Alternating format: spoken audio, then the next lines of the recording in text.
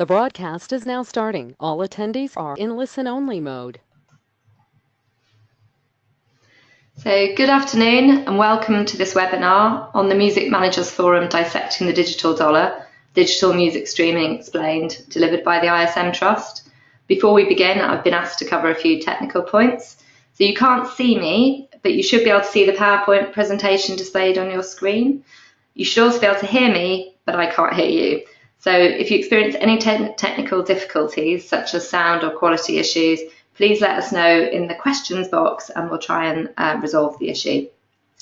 So this webinar is being recorded and hopefully will be available to view on the website at ism.org/webinar.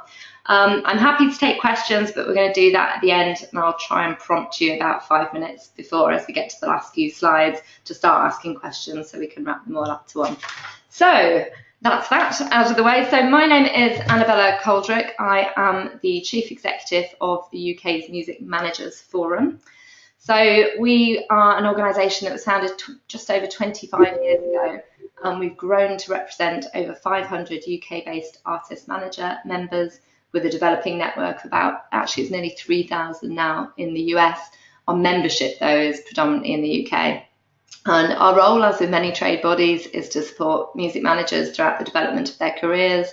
We do training courses, we have a code of practice, and if you're working with a manager, you should look to see that they're signed up to our code of practice, which covers the competencies that we think a manager needs to know about.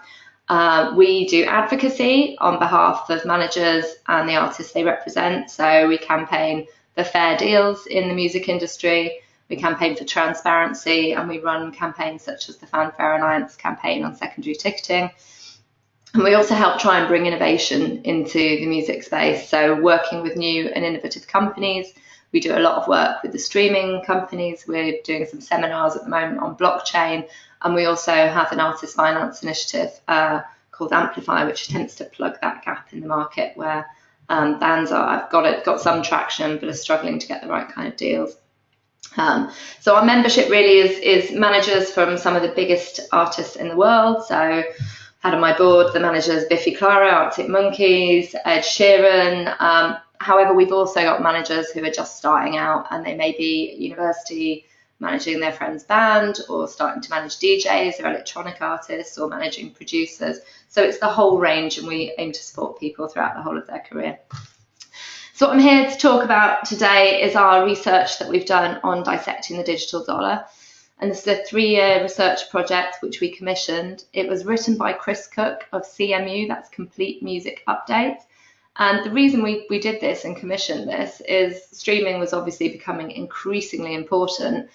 However, our members and the artists they represent were really struggling to understand the royalty statements, with thousands and thousands of lines with fractions of a pence, and saying, how on earth is this calculated? How does this money flow through? And yeah, what's the business model here? So we know what questions to ask of the labels and publishers we work with. So that started about 3 years ago.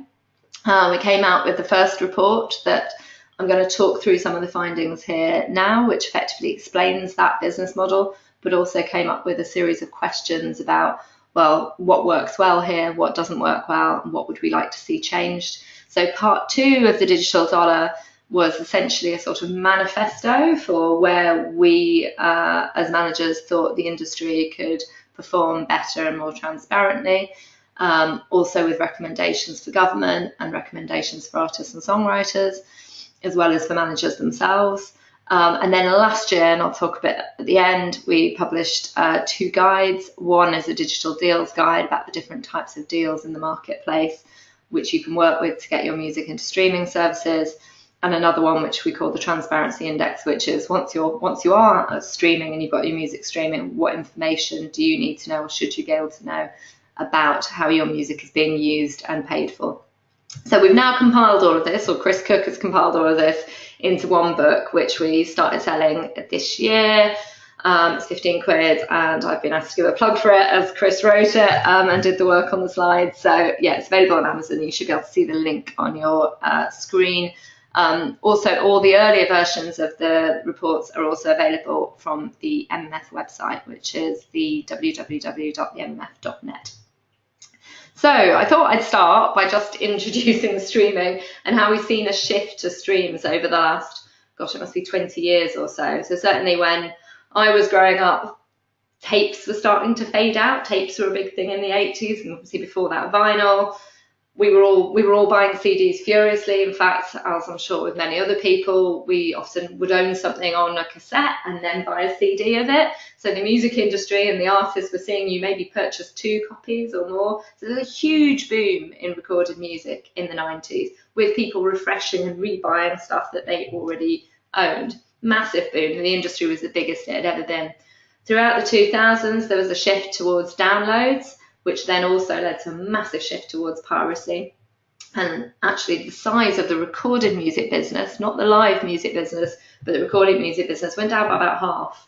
So it was in absolute crisis at one point. Obviously, there was Napster, there was a lot of file sharing, and actually where we're at now, the music industry is growing again. We're seeing a shift to streams, some of which are subscription paid and some of which are ad funded, but there is a shift definitely back into legal consumption of music as opposed to illegal. And so actually it's quite a positive time to be getting back into recorded music.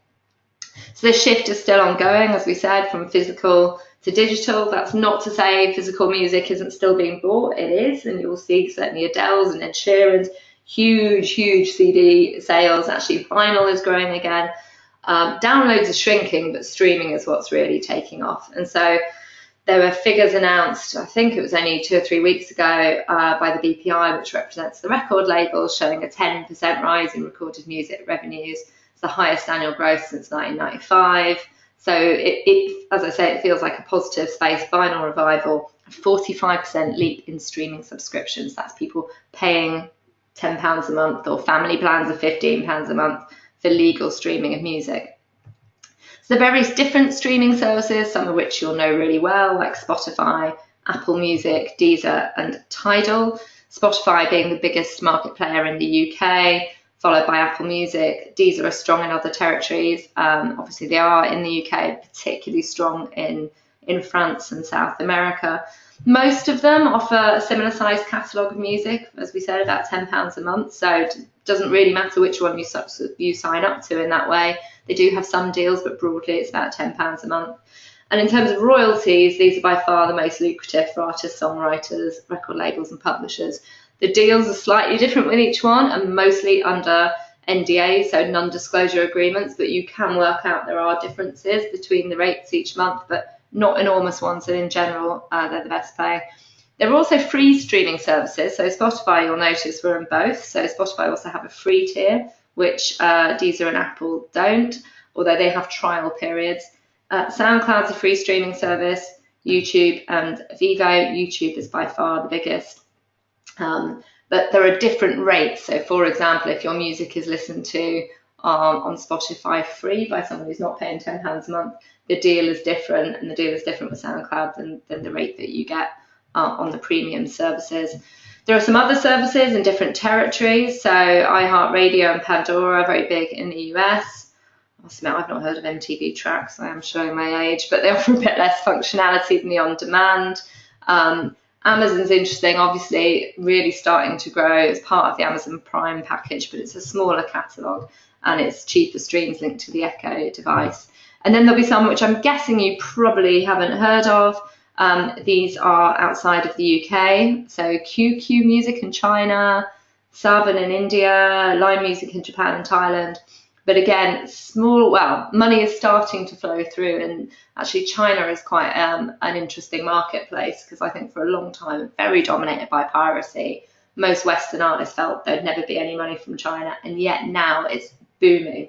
So approximate user numbers, just to give you an idea, YouTube is by far the biggest. However, YouTube is not all music consumers. You might be using YouTube for DIY videos or other forms of YouTube entertainment, or yoga as I do. Obviously, but music is a part of that. Other services, we say most of the freemium ones are bigger.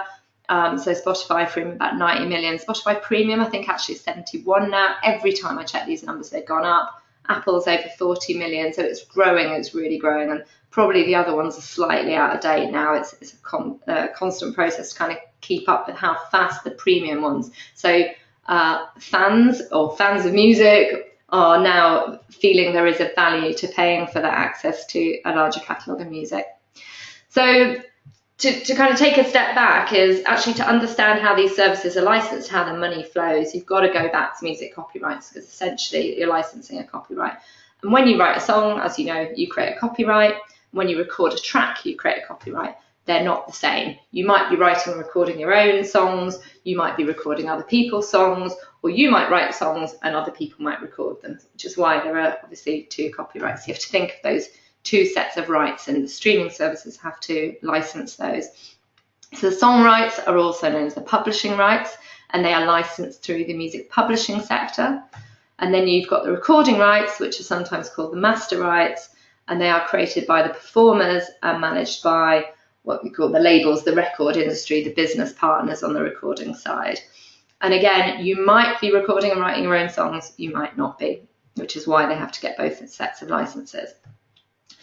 And so whenever anyone wants to exploit one of your copyright controls, where they want to reproduce it, distribute it, rent it, adapt it, they have to get permission.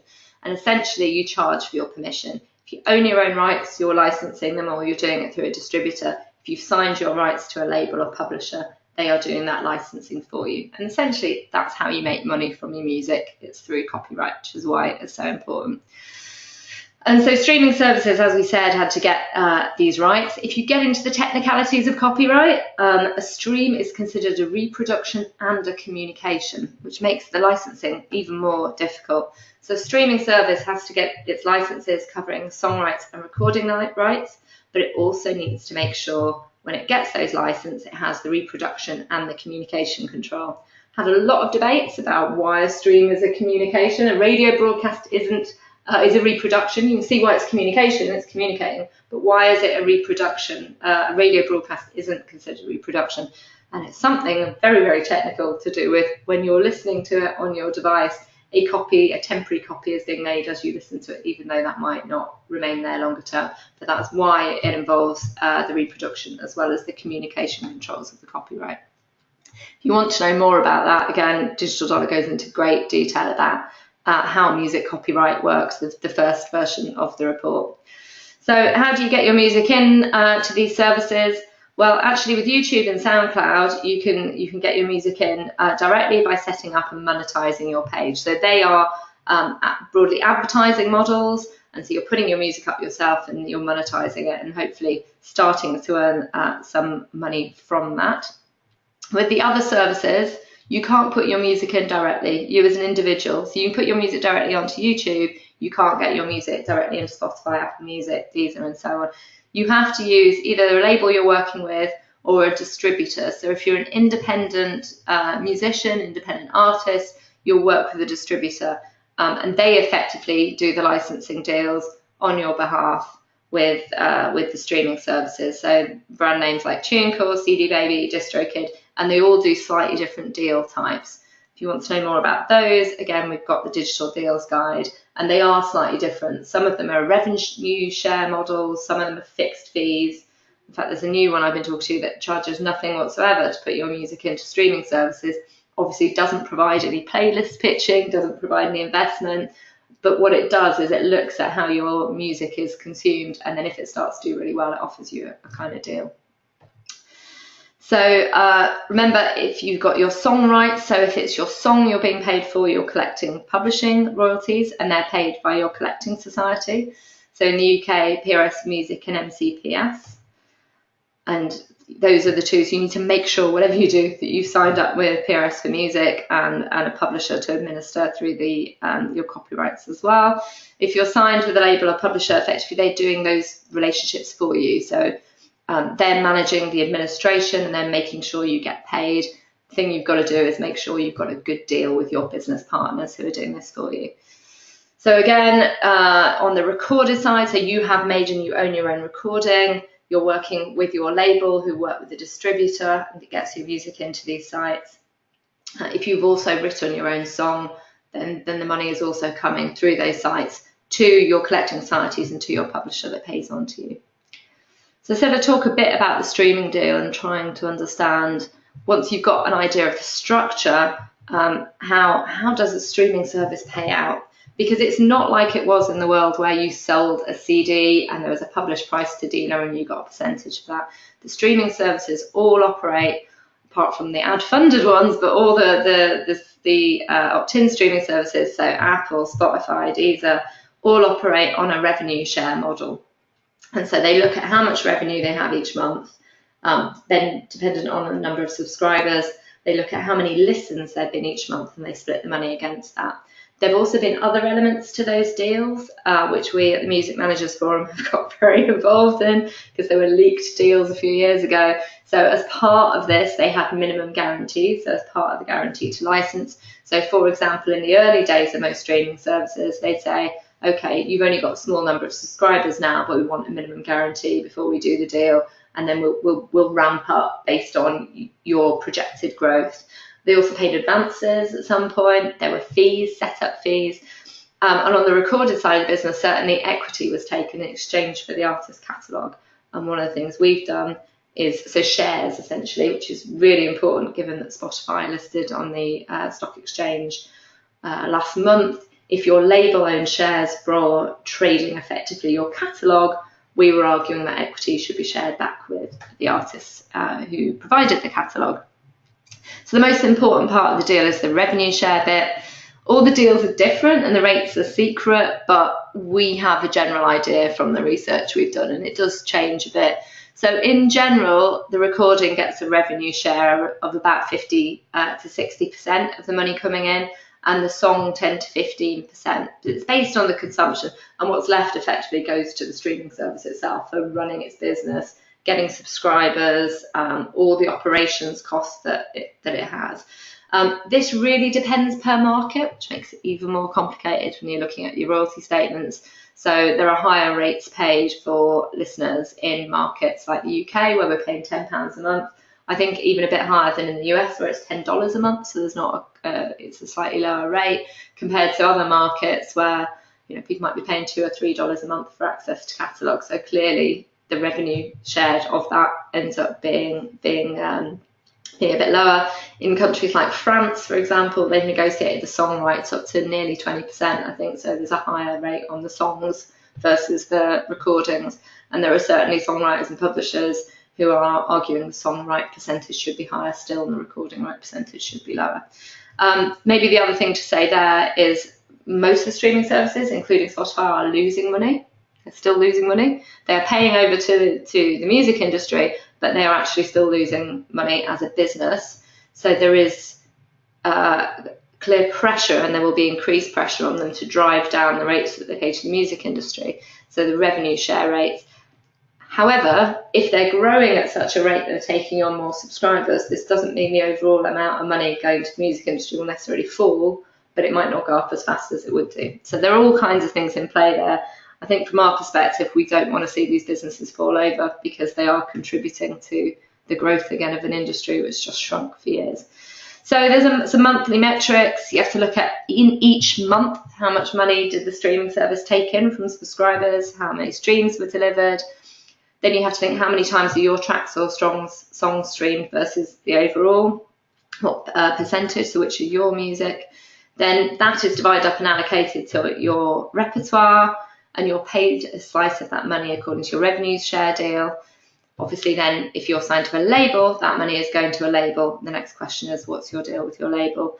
So the labels essentially are looking, and the publishers are looking at these types of questions to understand, is there a minimum guarantee? If the minimum guarantee is higher, you get paid that. I think in many cases now the industry's moving out of the space of minimum guarantees. It was quite early days, but because we can't see the deals, we don't know that. So making money from streams, as we said, is quite different from making money from the sale of a CD. So for example, I've certainly got CDs in my collection that I've listened to once, but I paid £15 for. I've got others I paid £15 for, and I listened to hundreds, if not thousands and thousands of times.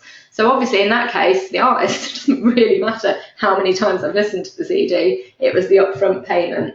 Streaming is very different. It's all about repeat listens. So your sale, your digital dollar, it comes in on day one. If you look at a stream, it comes in much more over time. So I'm streaming now. I'm listening a lot to the music I already own on CD, and I'm listening to it on a repeated basis, lots of 90s playlists, lots of kind of electronic stuff that I like. And those artists are earning again and again and again from that, even though their CDs may no longer be in the physical stores. So you're in a completely different world where it's not just the time where your music is available in the store or the reissues, it's constantly available. So it's changing completely the way the industry has been thinking about releasing music, monetizing music, the upfront investment. Instead of it being, right, we've got to get everything ready for release day is it, and we measure the success of the record over the first few months. Actually, now you measure the success over years and years and years. And this is the thing, this is where this slide, which Chris Cook put together, is fantastic. It shows that actually you can keep earning way beyond when you originally thought you would do when you were based with, when you were looking at physical music. So the big question then is, how do you keep people replaying your music? Obviously, you've got to write and record amazing music people love and they keep coming back to, but also keeping your fans continuously engaged, reminding them about you and to listen to you. So whether that be playlists, socials, gigs. Actually, I thought I'd taken the slide out, which I haven't. This is a slightly more detailed explanation of how the streaming services are licensed. We talked about the general principles there, but obviously looking at the differences between, on the recorded side, between the majors who do their license deals with the streaming services, the indie labels who do the deals as a collective via Merlin, and then you've got some of the distributors who are also doing their own deals. And on the publishing side, again, the big publishers are doing their dealings directly for Anglo-American repertoire, and the rest of the repertoire is done through the PROs. So that was a bit more detailed, a bit more advanced. If you're really interested in how the particular deals, say you're signed to a particular publisher, you can go into much more detail and certainly look at the full book that explains a lot more about those licensing deals and how they work on a territorial basis as well, which is where it gets even more confusing. So thought we'd talk about how you're getting your music streaming. As we say, you've got to actually make really good music in the first place, which I'm sure you do. You need to start getting your music onto YouTube, Soundcloud, make sure you're monetizing that, starting to build your fan base, either working with a label or working with the distributors to get your music into the other streaming services. And you need to look at those distributors and figure out which type works best for you. And they are quite different when you start looking at them. So for example, there are some where it's a fixed fee, I think like 30 quid a year for an album. It's probably worth you paying that. If you're earning from your music £4,000 a year from your album being streamed, then it's better to pay 30 quid than probably do a revenue share. However, if you're unlikely to earn £30 as a whole, you might be better off getting up there at no initial cost and paying a share of future revenue. So some of that is just thinking about what works for you and what position you're at. You also need to make sure you join PRS and MCPS and to get your publishing royalties. It does cost money. You can also work through a publishing company. There are various publishing companies out there, including some like Song Trust and Centric that deal with kind of a really wide variety of songwriters, so not necessarily just the biggest ones, but can make sure you're collecting the money that you're owed. Make sure you're promoting it. Remember that premium services pay more, so when you're promoting your music, encouraging people who've got the paid for accounts to listen to your music on those paid for accounts is a good idea, help you earn more. So you can do things like using your YouTube channels and access where you'll probably have a much larger number of people viewing that to encourage them potentially to move over to Apple Music or Spotify to listen to your music in the high value channels as well. You'll be setting up your own playlists, encouraging people to follow those playlists, and find a way to encourage people to add your tracks. That's a really important thing to do on streaming, because once they've added your tracks, they're starting to follow you and then they can get updates on you and what you're up to. So I've been listening to a band called Superorganism, who are considered quite a hot band at the moment. I listened to their album a few times, and I then got an email from a streaming service saying, we know you really love Superorganism. They're playing in London. Do you want to come to a special gig? I was like, that's amazing. That's great. It's great for me as a fan. It's great for the band to have that direct connection. And even more importantly, it's helping join up the listening to of recorded music with live music. and helps you sell tickets to your gigs. So you need to be thinking kind of both ways. But a bit of a reality check, it is a challenge to continuously drive sustained listening. It's really hard to get going. It is really hard to get going. So thinking about all your routes to market is really important. One thing, please don't play playlist pluggers. It's a scam. We talk to all the streaming services. None of them take calls from playlist pluggers. So focus on growing your own listenership with your fans, your friends, your family, your socials, and then you will start to get picked up by the algorithms and listened to elsewhere.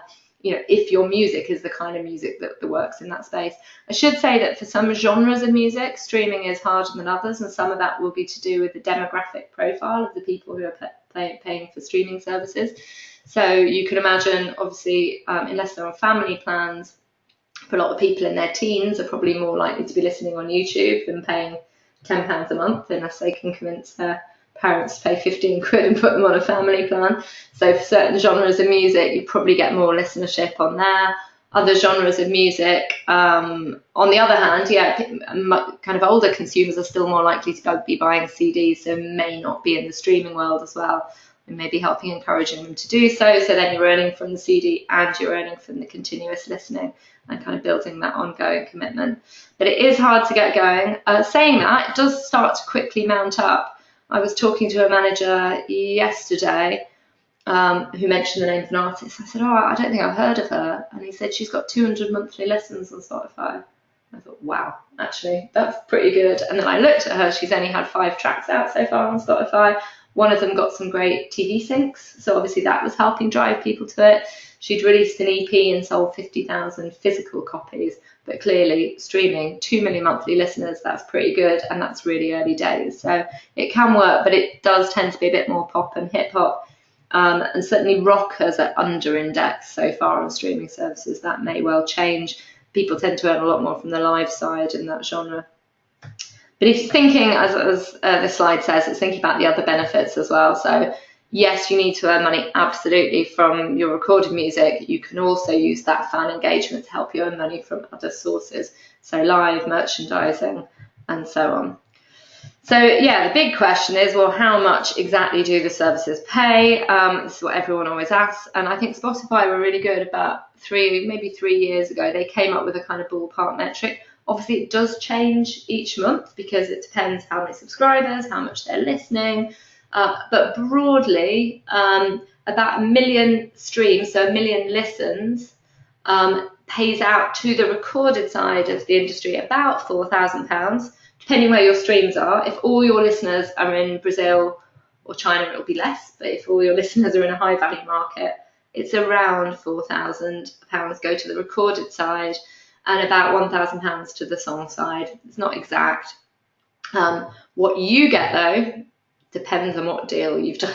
So this slide looks really complex, and I'd apologise for that, but I won't, because I think it's important that every artist and every performer understands what the deal is, essentially, and what money they're receiving. I meet people quite a lot who say, I got 1 million streams and I wrote the song and I only earned £20. I said, well, that's not right. So how £20 over what period? And they say, it was I've had 1 million streams. I said, how long were those 1 million streams? The 1 million streams took a year to come in. Okay, fine, but it's still 1 million streams. When you're looking at your statement, are you looking at your statement only for 3 months? Are you looking only at your PRS statement, which is your performing rights? So you're also looking at your publishing statement. Also, if your listeners are global, it takes time for that money, because the publishing licensing is done on a territorial basis to come back through the collecting society system. Can be up to 2 years. So even though all your listeners are at one point, it might be 2 years before you get the full amount of money. And it depends on what deal you've done with your label and publisher. So for example, if you are an artist who signs a deal in the 60s or 70s, it's probably not a great deal. Maybe your royalty rate is as low as 5% by the time you've got deductions and discounts.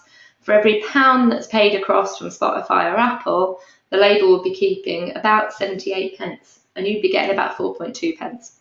Obviously, if you're not the only artist performing on that track, say there were 4 of you, you're getting a penny each. So that's for 1 million streams. However, if you're on a 30% royalty and you're the sole performer, you're going to keep about 25p, 25p. The label's going to keep that 58p. Obviously, the same questions apply in terms of the songwriters. So that was my other question for the songwriter. Was he the only person who wrote the track?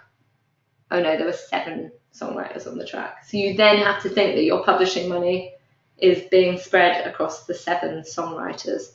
So again, on the publishing side here, we haven't explored different types of publishing deals. They tend to be much more favourable to the songwriter, as you can see overall. But in that case, the songwriter would be getting about 10 pence. They might be earning more than the featured artist if there's one of them, if the featured artist is on a 5% royalty. But again, if there's 7 songwriters, that 10 pence is split between 7 songwriters. So it really depends on what deal you've done with your business partner. If you own 100% of your rights and you're keeping your rights and you're working through distributors and you're working directly with PRS and MCPS, that money should be coming to you. However, you're probably not getting an advance then, which will help you in the early days of your career.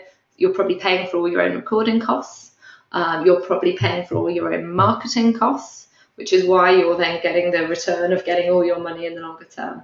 So again, it really depends on what kind of artist you are and how much time you can put into, or your team can put into, an investment they can put into building your career in the first place. And that's where it all gets into the deals guide.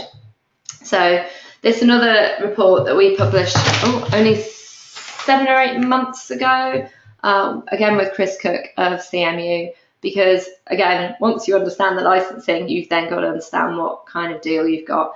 And this is available for free on our website, and we identify broadly 10 different types of deals that you could do to get your money and get your music into streaming services, from a fee-based DIY distributor to some DIY distributors now offer advances, to starting to look at deals that offer you other services beyond just we'll put your music there and then nothing happens. So you can then be starting to work with, when you're working with labels, either indie labels or major labels, different types of deals there.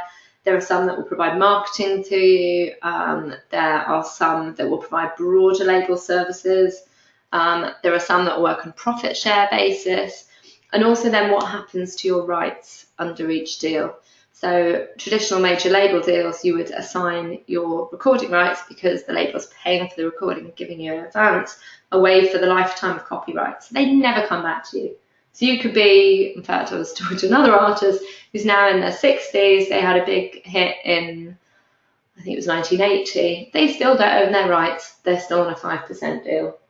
And they can't get them back. And they can't renegotiate because they've not got any power anymore.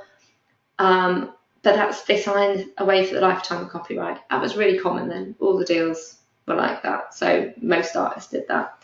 Some artists still will, and maybe it will make sense for them. Maybe the advance is big enough and they have confidence that that label will make their career a greater success than trying to do it with a different label or by themselves. So maybe it will make sense for some. As the Music Managers Forum, we tend to encourage managers to try and stay away when they can from lifetime of copyright assignment and look at different types of deals. So it might be that you're licensing your rights for 10 years and you get them back after 10 years or 20 years. It might be that you retain 100% ownership of your rights, but you tie in with a certain label or distributor on a revenue share basis for a fixed amount of time, but your rights are still actually owned by you. So there are lots of different options here, and really it depends on you, your career, and what you want from it. But the important thing is to think about the comparisons. So this might look a bit crazy, but we were trying to do we built a comparison calculator against those 10 deal types. So you can see if you're taking an advance, if you're assigning your rights away, what's the artist's revenue versus the label's revenue. And when you need to recoup. So I think in this case we said, I'm trying to remember exactly how this works. So in this case we said the label starts off down £20,000 because they give the artist a £20,000 advance to start to record the music and get the music out there and do some marketing. So it's not probably not a massive major label deal, but there's some money there at the start to get it all going. So you'll see at this point, the label's actually started out not earning anything, so it'll be earning for a while. And you can start to see when the artist starts earning and when the label moves into profit, and when the recoupment happens, so when you actually get through and you've recouped and start earning money. We've based this so you can put in virtually any kind of deal you're looking at, whether it's a 20% royalty deal, a 10% royalty deal, whether it's a revenue share deal, whether it's a DIY distribution deal, and start to look at over time. And this one actually is quite good over time for the artist. There are some other ones where, depending on the deal, you'll see that the artist might not be earning for 10 or 20 years.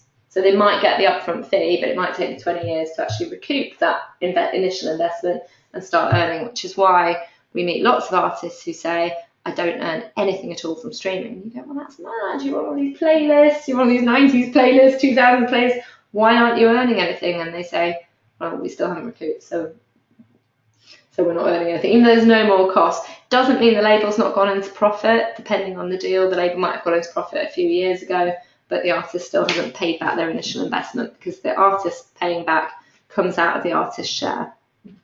So if you want to know more about all of this, do look at the reports we've got. As we say, some of them they're available on our website. There's also a hard copy that's available from Amazon, which I know lots of students are buying at the moment. And I just wanted to wrap up. If you've got questions, please start writing them now and I will do my best to answer them. But I just wanted to highlight some of the other campaigns that we run alongside this. So we do all the work on Digital Dollar, as I've said, and that's a bit of a manifesto. We've been campaigning for greater transparency, fairer deals, starting to see change in the industry, campaigning for the European Union, also to look at transparency requirements and fair deals. So we work a lot in that space. We do this big Fanfare Alliance campaign. So if you've ever bought a touted ticket and felt angry about it, or indeed as an artist you've had your own tickets touted and been really frustrated about your ability to control that, then that's what the Fanfare Alliance is. And we produce guides for fans and managers. And then we're also working on another important area, which is mental health. I know the ISM do work as well, I think, on mental health. And we've been looking at Music Manager's Guide to Mental Health, and how do we make sure the artists are mentally healthy, but also the managers, because you can get just, obviously relationships where it's not in a healthy space. So, how do you create your, how do you set up your working relationship and create the boundaries that both of you need? And how do you get help when you need help, both yourself and for your artists? So that's broadly us. I'm going to say any questions and have a quick look and see what we've got. I've got a question from Ruth. So if anyone else has got any, please write them now. And Ruth's question, sorry Ruth, I'm trying to work out, we'll expand the box. No, can you pull it up there?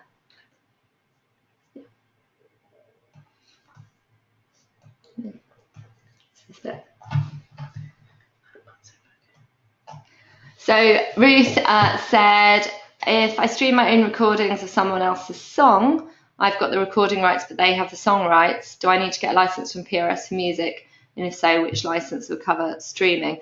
So the way that streaming works, you would put the music in through, if you're releasing it on streaming, it's different if you want to print physical copies, in which case you've got to go and get a mechanical license for your physical copies.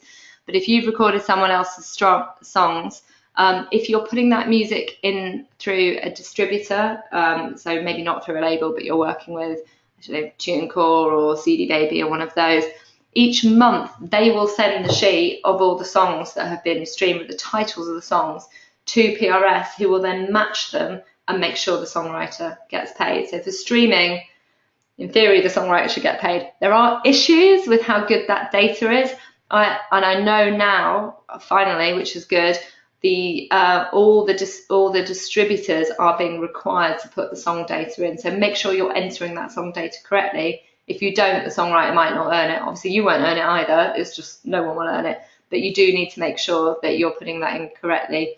And then it will help PRS, the other end, if it's a British songwriter, match that it's the songwriter that they license the rights for and get the songwriter paid. That's a big issue on the publishing side, which again is why I keep meeting songwriters who say, we're not being paid, we're earning less than we were in the days of CDs, where when you press the CD, you got the mechanical license as the label and paid the publisher directly. It's now being done by this massive data matching process. you spell something wrong, or you, in the song title or the songwriter's name, and if the matching doesn't work through, that person will never earn the money. And so that's a hugely important issue. But again, if you want physical copies, you need to get a license from the publisher if you want to make physical copies. I've got a question from Nicole. Our university is creating a record label in which all of the profits will go to the artist. Which advice would you give to a new A&R rep working for a new startup independent label? So A&R, so you're looking, find the artists you love and where you think they've got an audience and can be helped by you. When you say all the profits go to the label, go to the artist, I presume that's after your costs. So you need to look at your business model about how do you recoup your costs as well, if you are indeed investing in the artists, which I'm guessing you probably will be if you're a label. Otherwise, the artist might as well just release their own music directly and have the control of it. I'd also say if you're looking about the ownership of rights, it's all very well the profit, but are you looking as the label to earn those rights? And if so, what are you offering to the artist in exchange? And a question from Anthony. Oh, no, question not from Anthony, from Anonymous. Did the major labels give any of the Spotify share money back to the artist? That's a great question. I'd quite like to know who actually asked that. So the major labels, as of last month, all of them have committed to sharing some of the Spotify equity money back with their artists. When I say some of, they're doing it on a royalty basis. So they're not doing it on a profit share basis. So they're saying if we made this much, in fact, it's not too difficult a calculation for them to do. So they can look at how much money they received from the equity that they traded. They can look across all the history of the artist's music being streamed on Spotify, and then they can apportion it per artist, and then they're paying it on a royalty basis. So if you're a big artist and you've renegotiated your deals and you're on a 30% royalty, in theory, you should see a proportion of 30% attributed to your catalogue and paid to you of the equity shares.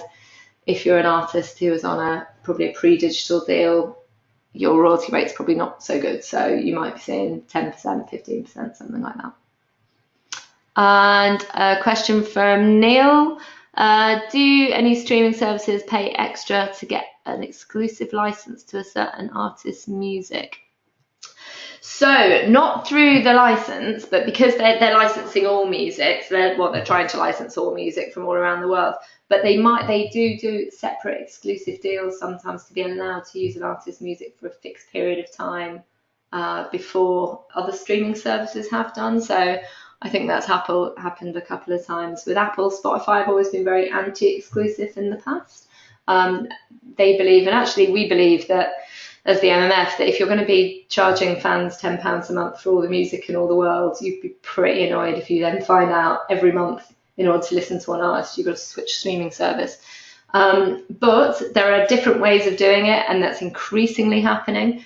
I think the industry's now been moving more away from exclusives. They're making a distinction between the latest Spotify deals will allow music not to be available on Spotify free, only Spotify premium for the first 2 weeks. With the aim that hopefully encourages people to upgrade and pay for a streaming subscription. The other thing that they quite often do is create additional types of content to help promote the music. So it might be additional types of video content or artist engagement, which will be done exclusively with one streaming service. So that happens quite a bit. There'll be like exclusive partnerships, not necessarily around having the music at all on the service. There have been artists who've withheld their music for a certain amount of time. I think Adele did that, which helped boost CD sales for a while, and I think with her audience base probably made sense. There'll be other artists where it would not make sense. What you want is your music available everywhere to build your relationship with your fans. It depends what stage you're at in your career. I think you can create your own rules if you're, Beyonce or Adele or Ed Sheeran or Taylor Swift. You're in a completely different league. Certainly when you're starting out, you just want people to be listening to you. You want to build a relationship and keep them coming back. So I think that's it for questions. If there aren't any more at this stage. Oh, do you think £10 a month is enough for access for all the music in the world? It seems undervalued compared to many things today. Well, well, I'd say it depends, doesn't it? Depends also how much people listen to. So yes, you're paying for access. Some people will listen a lot for that. Some people won't. On the other hand, I mean, it's £120 a year. That's, for some people, that's not a lot. It's cheap. For others, it is quite a bit. In my teenage years, I probably spent probably about £100, maybe more than that, on recorded music. I spent an awful lot of money on live. Overall, the average member of the British public spent a lot less than £120 a year. So if they're now paying 120 across the user base, in the longer term, that could potentially be more money than we ever made from record sales. So it's a different model. It's sort of more akin to a Netflix type model rather than buying a DVD type model. Anything else? I can't see any more questions, but I've very much enjoyed answering the ones that I have answered. That's been really good. I hope you guys found it useful. As I say, if you want to read more, go on our website, have a read, and hopefully we'll get the presentation up online. But if not, all the stuff I've talked about is all available in the reports we've done, and CMU Insights, and Chris Cook also does a whole series of seminars in much more detail about these different elements, much more detail than I can go into. So thank you all very much, and thanks to the ISM Trust.